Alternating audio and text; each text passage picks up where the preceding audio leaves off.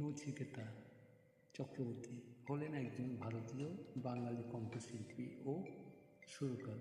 তিনি আধুনিক বাংলা গানের জীবনমুখী ধারার এক অগ্রগণ্য শিল্পী। 1993 সালে এই বেশ ভালো আছি অ্যালবাম প্রকাশের পর তিনি জনপ্রিয়তা অর্জন করেন। নচিকেতা গানের মধ্যে বাস্তবতা খুব সুন্দরভাবে উঠে, তাই সচেতন শ্রোতা মহলে অনেক জনপ্রিয়। প্রত্যেক বাড়ি বাংলাদেশের ঝালকাঠি জেলার কাঠালিয়া উপজেলার শ্রীরামপুর গ্রামে পড়াশোনা করেছেন কলকাতার মনীন্দ্র কলেজ। ছোটবেলা থেকে গান লেখা শুরু করেন, সেই সঙ্গে নিজের মতো করে গান চর্চা করতেন। এই বেশ ভালো আছি প্রকাশে অভাবনীয় সাড়া পড়ে যায়। নচিকেতা চক্রবর্তী হয়ে যান নচিকেতা।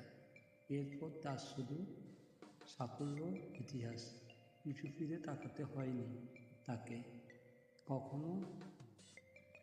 এ পর্যন্ত তিনি 300 বেশি গান রচনা করেছেন ও সুর দিয়েছেন। এছাড়া তিনি হিন্দি ও অন্যান্য ভাষায় বেশ কয়েকটি গান গেয়েছেন। 1998 সালে হঠাৎ বৃষ্টি ছবিতে তিনি সঙ্গীত পরিচালক ও সঙ্গীত শিল্পী হিসেবে কাজ করেছেন। এই ছবির প্রতিটি গান বেশ জনপ্রিয় হয়েছিল, এমনকি আজও আছে। তার উল্লেখযোগ্য গানগুলো হলো বৃদ্ধাশ্রম, নীলাঞ্জন, একদিন স্বপ্নের দিন, যখন সময় থমকে দাঁড়ায়, ও ডাক্তার ও ডাক্তার, সোনালি প্রান্তরে, এত সাহস কার ইত্যাদি উল্লেখযোগ্য।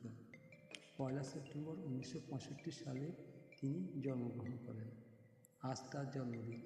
আজ তাকে জানাই লাল গোলাপের শুভেচ্ছা ও ভালোবাসা।